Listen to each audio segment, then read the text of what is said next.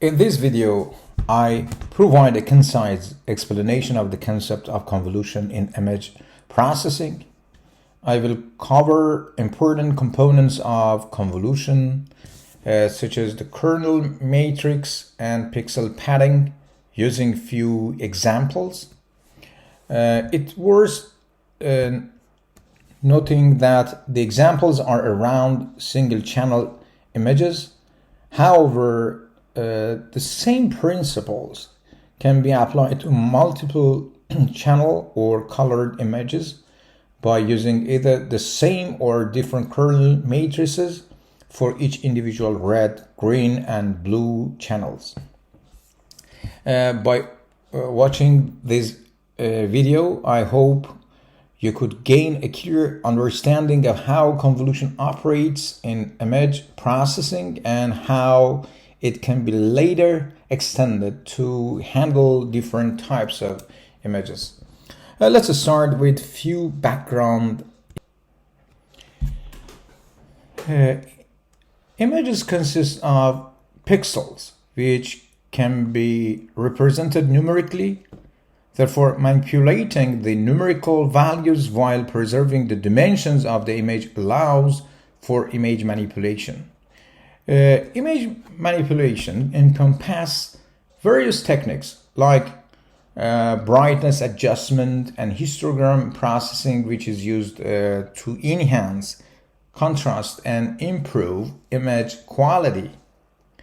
By applying these methods and transformations to the numeric values of the pixels, we can effectively manipulate images and achieve desired visual effects.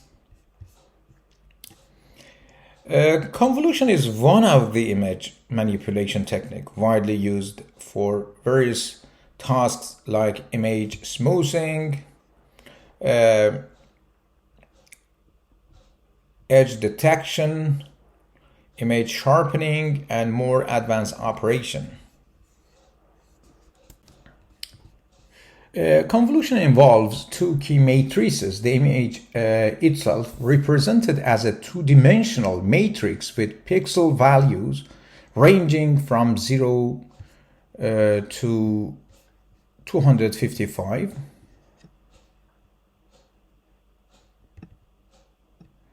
And the kernel matrix,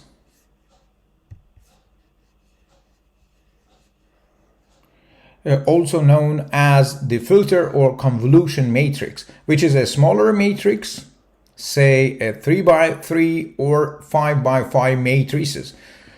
To preserve the spatial dimensions of the input image during convolution, we utilize padding. Padding involves adding extra pixels around the border of the image before applying the convolution operation. This ensures that the output matrix has the same size as the input matrix. There are two common types of padding. Zero padding,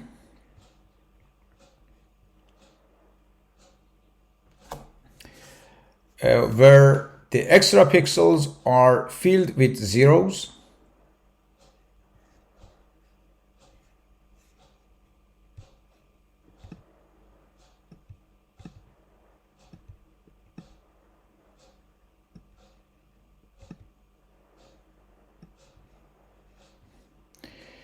And replicate padding, where the border pixels are just copied to the padding pixels. The latter is used in this video.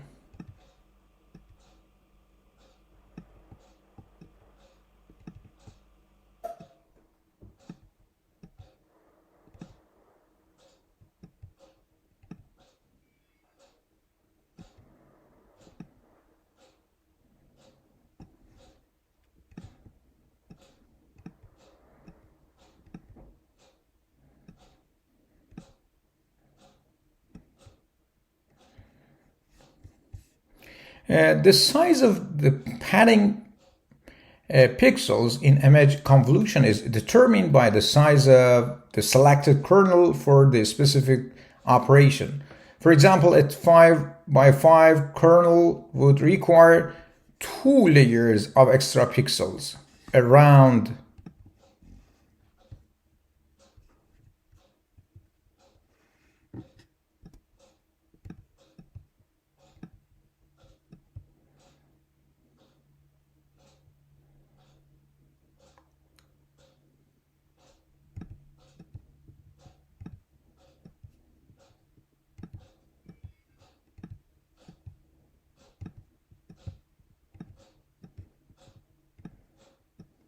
around the boundary of the image.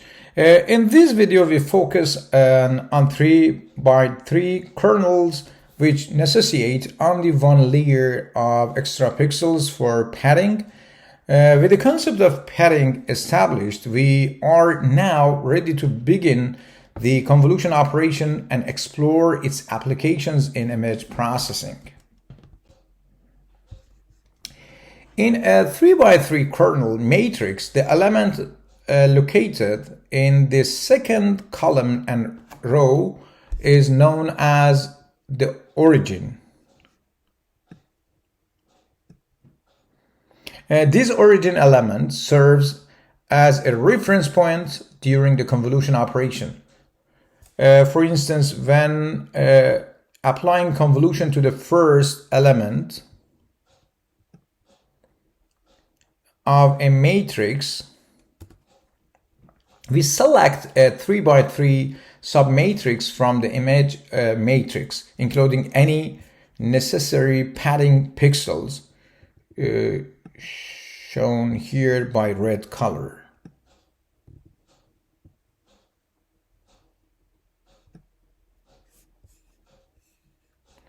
The convolution process involves multiplying the corresponding elements of the submatrix and the kernel matrix, and then summing up all the resulting values.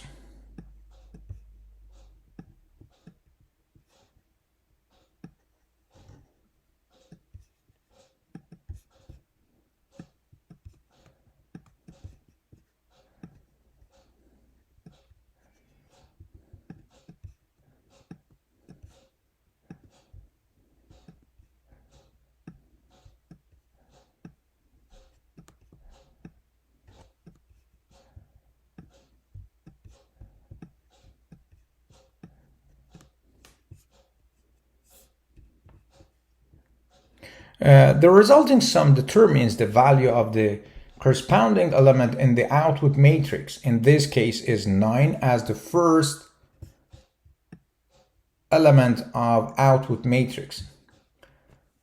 The kernel matrix is then moves like a sliding window across the image and performs the same local operation at each element. You see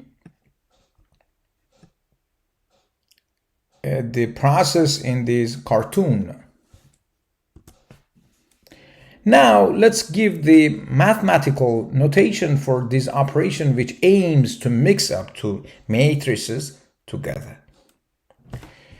In the context of image processing, convolution can be mathematically represented using the following formula. A is the input matrix and G is the convolution kernel matrix. The operation involves summing the products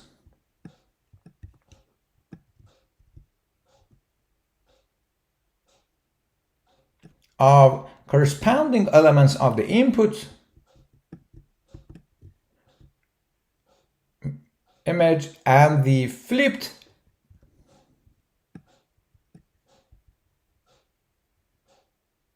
and shifted kernel matrix at each position KL. In convolution, the choice of the kernel matrix determines the specific operation applied to the image as discussed earlier. Here are few examples of different 3 by 3 kernels commonly used in convolution. For example, the Gaussian kernel for blurring an image. You can use the SciPy module in Python to learn and apply convolution in practice, as shown by this piece of code. But let's dive into it. The SciPy module provides the convolve2D function, which allows you to perform 2D convolution on images and matrices. Here is another example of how you can use SciPy to perform convolution. In this example, we define a 3x3 input image as a matrix